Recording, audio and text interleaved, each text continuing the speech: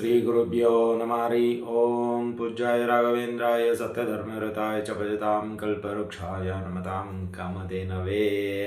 ಸಮಸ್ತ ಶ್ರೀ ಸರಳ ಪರಿಹಾರ ಜ್ಯೋತಿಷಾಲಯ ಸದಸ್ಯರೆಲ್ಲರಿಗೂ ಈ ನಿಮ್ಮ ರಾಘವೇಂದ್ರ ಹರಿತಸ ಗುರುಜಿ ಮಾಡುವ ನಮಸ್ಕಾರಗಳು.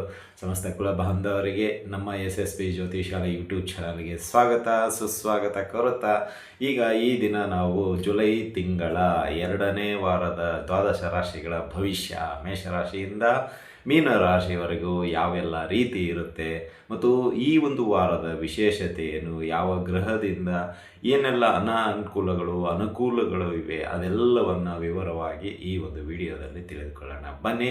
ಅದಕ್ಕಿಂತ ಮುಂಚಿತವಾಗಿ ಇನ್ನೂ ನಮ್ಮ ಚಾನಲ್ಗೆ ನೀವು ಸಬ್ಸ್ಕ್ರೈಬ್ ಆಗಿಲ್ಲ ಅಂದರೆ ಖಂಡಿತವಾಗಿಯೂ ಸಬ್ಸ್ಕ್ರೈಬ್ ಆಗಿ ಅಂತ ಹೇಳುತ್ತಾ ಬನ್ನಿ. ಹಾಗಾದರೆ ಈ ಜುಲೈ ತಿಂಗಳ 2ನೇ ವಾರದ ಭವಿಷ್ಯ ಹೇಗಿರುತ್ತೆ ಎಂಬುದನ್ನು ತಿಳಿದುಕೊಳ್ಳೋಣ. ಇಲ್ಲಿ ಒಂದು ನಿಮಗೆ ಈ ಒಂದು ವಾರದ ವಿಶೇಷ ಅಂತ ಹೇಳೋದಾದರೆ, ಇಲ್ಲಿ ನಿಮಗೆ 6ನೇ ತಾರೀಕಿನಿಂದ 12ನೇ ತಾರೀಕುವರೆಗೂ ಬರ್ತಕ್ಕಂತಹ ಜುಲೈ ತಿಂಗಳ 2ನೇ ವಾರದ ಭವಿಷ್ಯದಲ್ಲಿ ಒಂದು ಬುಧ ನಿಮಗೆ 10ನೇ ತಾರೀಕು ಹಿಮ್ಮುಖ ಚಲನೆಯನ್ನು ಮಾಡಲಾಗುತ್ತೆ. ಉಳಿದಂತೆ ಶನಿ ನಿಮಗೆ ಮೀನರಾಶಿಯಲ್ಲಿದ್ದಾರೆ, ರಾಹು ಕುಂಭರಾಶಿಯಲ್ಲಿದ್ದಾರೆ, ಕುಜ ವೃಷಭ ರಾಶಿಯಲ್ಲಿದ್ದಾರೆ, ರವಿ ಮಿಥುನ ರಾಶಿಯಲ್ಲಿದ್ದಾರೆ, ಗುರು ಬುಧ ಕರ್ಕಾಟಕ ರಾಶಿಯಲ್ಲಿದ್ದಾರೆ, ಮತ್ತು ಕೇತು ಶುಕ್ರ ಸಿಂಹ ರಾಶಿಯಲ್ಲಿದ್ದಾರೆ. ಇಲ್ಲಿ ಬುಧ ಮಾತ್ರ 10ನೇ ತಾರೀಕಿಗೆ ಕರ್ಕಾಟಕ ರಾಶಿಯಿಂದ ಮಿಥುನ ರಾಶಿಗೆ ಹಿಮ್ಮುಖ ಚಲನೆ. ಇದು ತುಂಬ ಕೆಲವು ರಾಶಿಗಳಿಗೆ ಅನುಕೂಲ ಇದೆ, ಕೆಲವು ರಾಶಿಗಳಿಗೆ ಅನಾನುಕೂಲ ಇದೆ. ಅದೆಲ್ಲವನ್ನು ಒಳಗೊಂಡಂತೆ ಮುಂದೆ ಈ ಒಂದು ವಾರದ ಭವಿಷ್ಯದಲ್ಲಿ ತಿಳ್ಕೊಳ್ಳೋಣ. ಇಲ್ಲಿ ಈ ಒಂದು ವಾರದಲ್ಲಿ ಪ್ರಮುಖವಾದ ದಿನಗಳು ಅಂತ ನೋಡೋದಾದರೆ, 10ನೇ ತಾರೀಕು ಬರತಕ್ಕಂತಹ ಯೋಗಿನಿ ಏಕಾದಶಿ. ಈ ಯೋಗಿನಿ ಏಕಾದಶಿಯ ಬಗ್ಗೆ ಮುಂದಿನ ಒಂದು ವಿಡಿಯೋದಲ್ಲಿ ತಿಳಿಸೋಣ. 10ನೇ ತಾರೀಕು ಯೋಗಿನಿ ಏಕಾದಶಿ ಇದೆ. ಅದರಂತೆ 12ನೇ ತಾರೀಕು ಮಾಸಿಕ ಶಿವರಾತ್ರಿ ಇದೆ. ಸೊ ಇವೆರಡು ಈ ಒಂದು ವಾರದಲ್ಲಿ ಬರತಕ್ಕಂತಹ ವಿಶೇಷ ದಿನಗಳು. ಅದರ ಒಳಗೊಂಡಂತೆ ಅಷ್ಟಮಿ ನವಮಿ ತಿಥಿಗಳು ಇರುತ್ತೆ. ಸೊ ಅದೇ ರೀತಿಯಾಗಿ ನೀವು ಜಾತಕ ಪರಿಶೀಲನೆ ಆಗಿರ್ಬೋದು, ಶುಭ ಸಮಾರಂಭಗಳಿಗೆ, ಮುಹೂರ್ತಗಳಿಗೆ ಮತ್ತು ಇನ್ನಿತರ ಶುಭ ಕಾರ್ಯಕ್ರಮಗಳಿಗೆ ಪುರೋಹಿತರು ಅಥವಾ ಇನ್ನಿತರ ವಿಷಯಗಳ ಅನುಗುಣವಾಗಿ ಏನಾದರೂ ನೀವು ಪ್ರಶ್ನೆಗಳು ಕೇಳೋದಿದ್ದರೆ ಖಂಡಿತವಾಗೂ ನಮ್ಮ ವೈಯಕ್ತಿಕ ನಂಬರಾದ 7676762066 ಈ ನಂಬರ್ಗೆ ಕರೆ ಮಾಡಿ ತಮ್ಮ ಪ್ರಶ್ನೆಗಳಿಗೆ ಉತ್ತರವನ್ನು ತೆಗೆದುಕೊಳ್ಳಬಹುದು. ಜಾತಕ ಪರಿಶೀಲನೆ ಮಾಡಿಸಬೇಕಾದ್ರೆ ನಿಮ್ಮ date of birth, time, place ಹಾಗೂ ಪೂರ್ತಿ ಹೆಸರಿನೊಂದಿಗೆ ಕಳಿಸ್ಬೇಕಾಗತ್ತೆ. ಅದನ್ನು ನೀವು ವಾಟ್ಸಪ್ ಮಾಡಿ ಅದರ ಮುಂದಿನ ಪ್ರೊಸೀಜರ್ ತಿಳಿಸಲಾಗುತ್ತೆ. ಮತ್ತು ಇದು ಫ್ರೀ ಆಗಿರೋದಿಲ್ಲ, ದಯವಿಟ್ಟು ಅನ್ಯಥಾ ತಪ್ಪು ಭಾವಿಸಬೇಡಿ.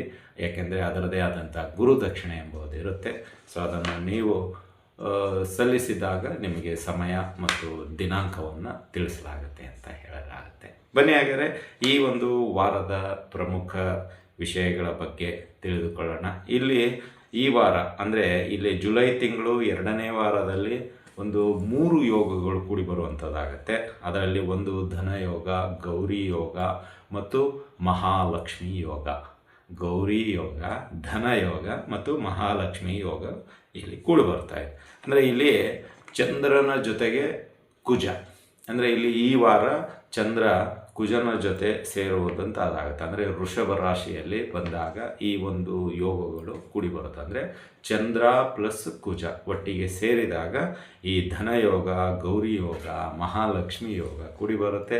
ಕೆಲವು ರಾಶಿಗಳಿಗೆ ಅನುಕೂಲ ಇದೆ, ಕೆಲವು ರಾಶಿಗಳಿಗೆ ಎಚ್ಚರಿಕೆ ಇದೆ, ಕೆಲವು ರಾಶಿಗಳಿಗೆ ಸಮ ಪ್ರಮಾಣದಲ್ಲಿದೆ. ಅದೆಲ್ಲವನ್ನು ಒಂದೊಂದಾಗಿ ಈಗ ರಾಶಿಯ ಬಗ್ಗೆ ತಿಳಿದುಕೊಳ್ಳೋಣ ಬನ್ನಿ. ಇಲ್ಲಿ ಆ ಒಂದು ರಾಶಿಗಳ ತಿಳಿಸುವುದಕ್ಕಿಂತ ಮುಂಚೆ ಈ ಒಂದು ನಮ್ಮ SSB ಜ್ಯೋತಿಷಾಲಯ ಯೂಟ್ಯೂಬ್ ಚಾನಲ್ ಬಗ್ಗೆ ನಿಮ್ಮ ಅನಿಸಿಕೆ, ಅಭಿಪ್ರಾಯಗಳನ್ನು ಹಂಚಿಕೊಳ್ಳಿ ಅಂತ ತಮ್ಮಲ್ಲಿ ಸವಿನಯ ಪ್ರಾರ್ಥನೆ ಸಲ್ಲಿಸ್ತಾ ಇದ್ದೀವಿ.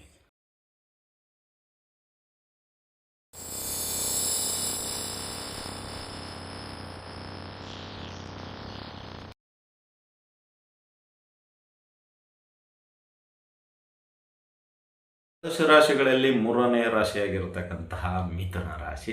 ಈ ಮಿಥುನ ರಾಶಿಯವರಿಗೆ ಈ ಜುಲೈ 6ರಿಂದ 12ನೇ ತಾರೀಕು 2026ರವರೆಗೆ ಹೇಗಿರುತ್ತೆ, ಅಂದರೆ ಈ ಒಂದು ವಾರ ಹೇಗಿರುತ್ತೆ, 6ರಿಂದ 12ನೇ ತಾರೀಕು ಅನ್ನೋದು ಅನುಕೂಲತೆ ಏನು, ಅನಾನುಕೂಲತೆ ಏನು, ಹಾಗೂ ಪರಿಹಾರಗಳು ಯಾವ ರೀತಿಯಲ್ಲಿರುತ್ತೆ ಅದೆಲ್ಲವನ್ನು ವಿವರವಾಗಿ ತಿಳಿದುಕೊಳ್ಳೋಣ.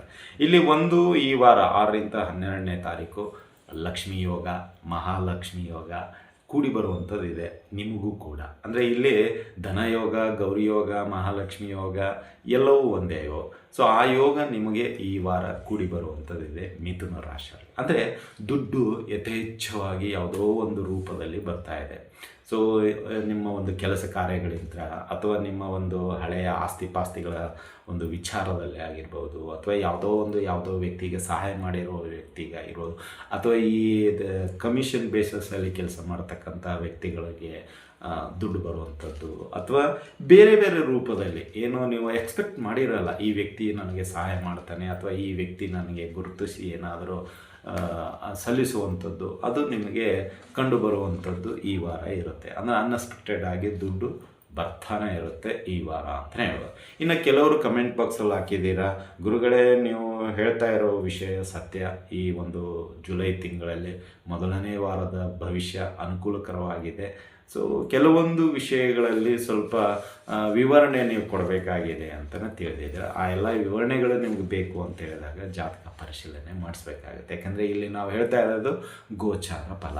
ಗೋಚಾರ ಫಲ ಬೇರೆ, ಗ್ರಹಚಾರ ಫಲ ಬೇರೆ. ಗ್ರಹಚಾರ ಅಂದರೆ ನಿಮ್ಮ ಜಾತಕ, ಅದನ್ನು ನೋಡಿದಾಗ ಅಕ್ಯುರೇಟಾಗಿ ಸಿಗುವಂಥದ್ದಾಗುತ್ತೆ. ಇಲ್ಲಿ ನಾವು ಹೇಳುವಂಥದ್ದು ಸಾಮೂಹಿಕ ಒಂದು ಭವಿಷ್ಯ. ಅಂದರೆ ಈ ಭವಿಷ್ಯ ಕೆಲವರಿಗೆ ಅನುಕೂಲವಾಗಿರುತ್ತೆ, ಕೆಲವರಿಗೆ ಸ್ವಲ್ಪ ಪ್ರಮಾಣದಲ್ಲಿ ಫಲಿತಾಂಶ ಇರುತ್ತೆ. ಅದೆಲ್ಲವೂ ಈ ದಶಾಭುಕ್ತಿ ಮತ್ತು ಭುಕ್ತಿಗಳು ಮತ್ತು ಗ್ರಹಗಳ ಸಂಚಾರ ಎಲ್ಲವನ್ನು ನಾವು ಅನುಕರಣೆ ಮಾಡಿಕೊಂಡು ಆ ಸಂಚಾರದ ಅನುಗುಣವಾಗಿ ನಿಮಗೆ ಭವಿಷ್ಯ ಹೇಳಬೇಕಾಗುತ್ತೆ. ಇಲ್ಲಿ ಕೆಲವರಿಗೆ ಜಾತಕದಲ್ಲಿ ಗುರು ಬಲವಾಗಿದ್ದರೆ ಒಳ್ಳೆಯ ಸ್ಥಾನಮಾನ ಸಿಗುವಂಥದ್ದು, ಜಾತಕದಲ್ಲಿ ಗುರು ಕನಿಷ್ಠನಾಗಿದ್ದರೆ ಈ ಫಲಗಳು ಸಿಗೋದಿಲ್ಲ. ನಾವು ಹೇಳ್ತಾ ಇರೋದು ಅದಕ್ಕೆ ಹೇಳ್ತಾ ಇರೋದು ಇದು ಗೋಚಾರ ಫಲ. ಈಗ ನಿಮಗೆ ವೈಯಕ್ತಿಕ ಅಂತ ಬಂದಾಗ ಅದು ಗ್ರಹಚಾರ ಫಲ. ಅಲ್ಲಿ ನೀವು ಸ್ವಲ್ಪ ಪರೀಕ್ಷೆ ಮಾಡಿಕೊಳ್ಳೋದು ತುಂಬ ಉತ್ತಮ. ಯಾಕೆಂದರೆ ಕಮೆಂಟ್ ಬಾಕ್ಸಲ್ಲೂ ಹಾಕ್ತಾ ಇದ್ದೀರಾ, ಸೊ ನೀವು ಹೇಳ್ತಾ ಇರೋದು ನನಗೆ ಯಾವುದು ಫಲ ಸಿಗ್ತಾ ಇಲ್ಲ ಅಂತ. ನಾವು ಫಲ ಸಿಗದೇ ಇರೋದಕ್ಕೆ ಕಾರಣ ಹುಡುಕಬೇಕಲ್ಲ. ಈಗ ಇದೇನೋ ಒಂದು ಪ್ಲಾಟ್ಫಾರ್ಮನ್ನು ತಪ್ಪು ಯೂಸ್ ಮಾಡ್ಕೋಬಾರ್ದು. ನಾವು ಹೇಳ್ತಾ ಇರೋದು ನಿಮಗೆ ಅನ್ನಿಸ್ತಾ ಇಲ್ಲ ಅಥವಾ ನನ್ನ ಹತ್ತಿರಕ್ಕೆ ಇಲ್ಲ ಅಂತ ಹೇಳಿದರೆ ಒಮ್ಮೆ ಪರೀಕ್ಷೆ ಮಾಡಿಕೊಳ್ಳಿ, ನಿಮ್ಮ ರಾಶಿ ಹೌದೋ ಅಲ್ವೋ, ಅಥವಾ ಯಾವುದಾದ್ರೂ ದೋಷ ಇದೆನೋ ರಾಶಿಯಲ್ಲಿ. ಆವಾಗ ನಿಮಗೆ ದೋಷ ಇದ್ದಾಗ, ಈಗ ನಮ್ಮ ದೇಹ ಸರಿಯಾದ ಫಿಟ್ ಇಲ್ಲದೆ ಇದ್ದರೆ ನೀವು ರನ್ನಿಂಗ್ ರೇಸ್ ಹೆಂಗೆ ಓಡಲಿಕ್ಕಾಗುತ್ತೆ? ಅದೇ ರೀತಿಯಾಗಿ ಇಲ್ಲಿ ಯೋಗ ಕೂಡಿ ಬಂದ್ರೂ ನಮಗೆ ಅದರ ಅನುಭವಿಸುವ ಯೋಗ ಇಲ್ಲ ಅಂದರೆ ಏನು ಮಾಡಲಿಕ್ಕಾಗುತ್ತೆ? ಹಾಗಾಗಿ ಒಮ್ಮೆ ಜಾತಕ ಪರಿಶೀಲನೆ ಮಾಡಿಸ್ಕೊಳ್ಳಿ. ನೀವು ನಮ್ಮ ಥರನೇ ಮಾಡಿಸ್ಬೇಕು ಅಂತ ನಾನು ಹೇಳ್ತಾ ಇಲ್ಲ, ಬೇರೆ ನಿಮ್ಮ ಮನೆ ಹತ್ತಿರದಲ್ಲಿ ಅಥವಾ ನಿಮ್ಮ ಪರಿಚಯಸ್ಥರಲ್ಲಿ ಒಮ್ಮೆ ಜಾತಕವನ್ನು ನೀವು ಪರಿಶೀಲನೆ ಮಾಡಿಸ್ಕೊಳ್ಳಿ. ಅವಾಗ ಅಲ್ಲಿರ್ತಕ್ಕಂಥ ದೋಷಗಳಾಗಿರ್ಬೋದು ಅಥವಾ ನಿಮಗೆ ಯಾವ ದಶಾಭುಕ್ತಿ ನಡೀತಾ ಇದೆ, ಸೊ ಅದನ್ನು ಅವರು ವಿವರವಾಗಿ ತಿಳಿಸ್ಕೊಡ್ತಾರೆ. ಸೊ ಅದರಿಂದ ನೀವು ಹೊರಗಡೆ ಬಂದಾಗ ಈ ಎಲ್ಲ ಫಲಗಳು ಸಿಗುವಂಥದ್ದಾಗುತ್ತೆ. ಇರಲಿ, ವಿಷಯ ಬೇಡ. ಈಗ ಬರೋಣ ವಿಷಯಕ್ಕೆ. ಅಂದರೆ ಇಲ್ಲಿ ನಿಮಗೆ ಹಣದ ಒಂದು ಮೂಲ ತುಂಬ ಯಥೇಚ್ಛವಾಗಿ ಬರುವಂಥದ್ದಾಗಿರುತ್ತೆ. ಸೊ ಎಲ್ಲ ಕಡೆಯಿಂದ ನಿಮಗೆ ಸನ್ಮಾನಗಳು, ಉಡುಗೊರೆಗಳು ಕೂಡ ಈ ವಾರದಲ್ಲಿ ಸಿಗುವಂಥದ್ದು ಇರುತ್ತೆ ಅಂತಲೇ ಹೇಳ್ಬೋದು. ಇನ್ನು ಬುಧನ ಹಿಮ್ಮುಖ ಚಲನೆ ಇದೇ ಒಂದು 10ನೇ ತಾರೀಕು ಬುಧ ಮತ್ತು ನಿಮ್ಮ ರಾಶಿಗೆ ಬರುವಂಥವನಾಗ್ತಾನೆ. ಸೊ ಇಲ್ಲಿ ನಿಮಗೆ ಕೆಲವೊಂದಿಷ್ಟು ಬುಧಾದಿತ್ಯ ಯೋಗ ಅಂತ ಕರಿಬೋದು, ಅಥವಾ ಏನೋ ಹಿಮ್ಮುಖ ಚಲನೆ ಅಂತ ಬಂದಾಗ ಸ್ವಲ್ಪ ಏನಾಗುತ್ತೆ, ನಿಮ್ಮ ಹಳೆಯ ಸಮಸ್ಯೆಗಳಾಗಿರ್ಬೋದು, ಹಳೆಯ ವಿಚಾರಧಾರೆಗಳಾಗಿರ್ಬೋದು, ಹಳೆಯ ಕೆಲವು ಕೆಲಸ ಕಾರ್ಯಗಳಾಗಿರ್ಬೋದು, ಮತ್ತೆ ಅದಕ್ಕೆ ವೇಗ ಸಿಗುವಂಥದ್ದಾಗತ್ತೆ. ಈಗ ಹಳೆಯದು ಏನಾದರೂ ನಿಮಗೆ ಅನುಕೂಲಕರವಾಗಿದ್ದರೆ ಅದು ಅನುಕೂಲಕರವಾಗಿರುತ್ತೆ. ಯಾವುದಾದ್ರೂ ಹಳೆಯದು ಇನ್ಸಿಡೆಂಟು ಸ್ವಲ್ಪ ಘಾಸಿಗೊಳಿಸಿರೋದಾಗಲಿ ಅಥವಾ ಮಾನಸಿಕ ಒತ್ತಡ ಅಥವಾ ತೊಂದರೆಗೆ ಏನಾದರೂ ಗುರಿಯಾಗಿದ್ದರೆ ಅದು ಪುನರಾವರ್ತನೆ ಆಗುತ್ತೆ. ಅಂದರೆ ಈ ರೀತಿ ಇರುತ್ತೆ. ಹಿಮ್ಮುಖ ಅಂತ ಹೇಳಿದರೆ ರಿವೈಂಡ್, ಏನಂತೀರ, ಫ್ಲ್ಯಾಶ್ ಬ್ಯಾಕು, ಅದಕ್ಕೆ ಹೋಗುವಂಥದ್ದು ಇರುತ್ತೆ.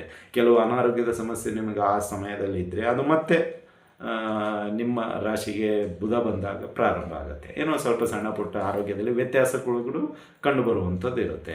ಒಂದು ವೇಳೆ ಬುಧ ಹಿಮ್ಮುಖ ಚಲನೆಯಲ್ಲಿ ನಿಮಗೆ ಅನುಕೂಲಕರ ಅಂತ ಹೇಳೋದಾದರೆ ಒಂದಿಷ್ಟು ಸಕಾರಾತ್ಮಕವಾಗಿ ಮಾತನಾಡೋದನ್ನು ಕಲಿತ್ಕೊಳ್ತೀರ. ಅಂದರೆ ಮಾತಿನಲ್ಲಿ ಹಿಡಿತ ಸಿಗುವಂಥದ್ದಾಗುತ್ತೆ.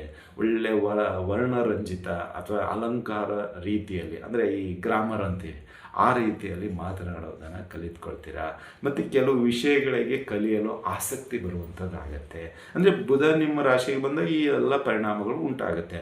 ಅದರಲ್ಲಿ ಅನುಕೂಲನೂ ಇದೆ, ಅನಾನುಕೂಲ ಇದೆ. ಮತ್ತೆ ತಪ್ಪಾಗಿ ತಿಳ್ಕೊಬೇಡಿ, ನಾವು ಹೇಳ್ತಾ ಇರೋದು ಎಷ್ಟೇ, ಬುಧ ನಿಮ್ಮ ರಾಶಿಗೆ ಬಂದಿದ್ದಾನಂದರೆ ನಿಮ್ಮ ಹಳೆಯ ಸಮಸ್ಯೆಗಳು ಪುನರಾವರ್ತನೆ ಆಗ್ಬೋದು, ಅಥವಾ ಒಳ್ಳೆಯ ಕೆಲಸಗಳು ಪುನರಾವರ್ತನೆ ಆಗ್ಬೋದು. ಅಂದರೆ ನಿಮಗೆ ರಾಶಿಯಲ್ಲಿ ಬುಧ ಯಾವ ಒಂದು ಸ್ಥಾನದಲ್ಲಿದ್ದಾನೆ ಅದರ ಮೇಲೆ ಡಿಪೆಂಡ್ ಆಗಿರುತ್ತೆ ಅಂತಲೇ ಹೇಳ್ಬೋದು. ಇನ್ನು ನಿಮಗೆ ಈ ಒಂದು ಸಮಯದಲ್ಲಿ ತುಂಬ ಕೆಲಸದ ಒತ್ತಡ ಇರುತ್ತೆ. ಅಂದರೆ ಮ್ಯಾಂಡೇಟ್ರಿ ಅನ್ನೋ ರೀತಿಯಲ್ಲಿರುತ್ತೆ. ಆ ಕೆಲಸ ಮುಗಿಸಲೇಬೇಕು ಈ ವಾರ.